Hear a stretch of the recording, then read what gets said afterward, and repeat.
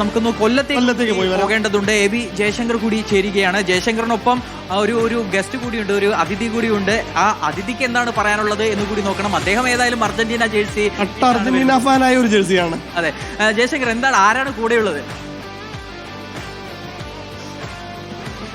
അതായത് നമ്മോടൊപ്പം ഉള്ളത് സിനിമാ സാംസ്കാരിക വകുപ്പ് മന്ത്രി പി സി വിഷ്ണുനാഥാണ്. പുള്ളി ഒരു കട്ട അർജന്റീനൻ ആരാധകനാണ്. അർജന്റീന ഇത്തവണ കപ്പ് തൂക്കുമെന്ന് തിരുവനന്തപുരത്ത് പറഞ്ഞ് കൊല്ലത്തേക്ക് വന്നാണ്.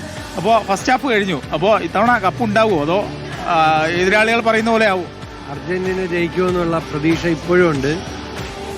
മുമ്പുള്ള കളികളിലെല്ലാം തന്നെ ചില കളികളിൽ ആദ്യത്തെ ഹാഫിൽ പിന്നിൽ നിന്നിട്ട് രണ്ടാമത് ഗോളടിച്ച് ജയിച്ചു വന്നിട്ടുണ്ട്.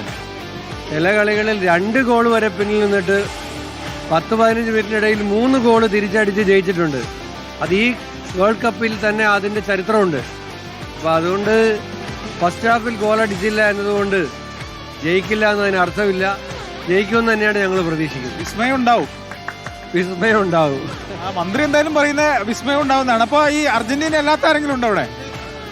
എന്ത് സംഭവിക്കും? സ്പെയിൻ ജയിക്കും, സംശയം എന്താ? സാമ്പാർ മുന്നണിയാണോ? അല്ലല്ല, നമ്മള് കടുത്ത ബ്രസീൽ ആരാധകൻ തന്നെയാണ്. ബ്രസീൽ തോറ്റപ്പോ ഇപ്പൊ സ്പെയിനായി. അങ്ങനെയൊന്നുമില്ല, സ്പെയിനെ ഇഷ്ടമാണ്, റോഡറി ഇഷ്ടമാണ്, അതുകൊണ്ട് നമ്മൾ സ്പെയിനായി. സാമ്പാർ മുന്നണി ഒന്നും പറയാൻ പറ്റില്ല. ഇന്ന് നമ്മൾ സ്പെയിനെ സപ്പോർട്ട് ചെയ്യുന്നു. എന്തായാലും മന്ത്രി കട്ടയ്ക്ക് അർജന്റീന കൂടെയാണ്. ഒപ്പം മറ്റ് ടീമിന്റെ ആളുകളൊക്കെ ഉണ്ട്. പക്ഷേ സ്പെയിനെയാണ് ഇപ്പോൾ പിന്തുണയ്ക്കുന്നത്. അപ്പോൾ അത്ഭുതം സംഭവിക്കുമെന്നാണ് പി സി പറയുന്നത്. അത് നമുക്ക് കണ്ടറിയാം. എന്തായാലും കളി കഴിയണം.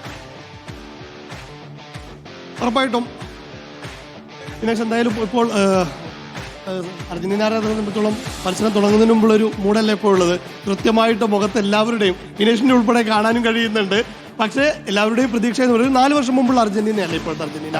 അതായത് ഏത് നിമിഷം വേണമെങ്കിലും, ഇപ്പോൾ ഞാൻ ഇത്രയൊക്കെ പറയുന്നുണ്ടെങ്കിലും എനിക്കറിയാം 70 മിനിറ്റിന് ശേഷം എന്തും അവിടെ സംഭവിക്കാൻ സാധ്യതയുണ്ട് എന്നുള്ളത്.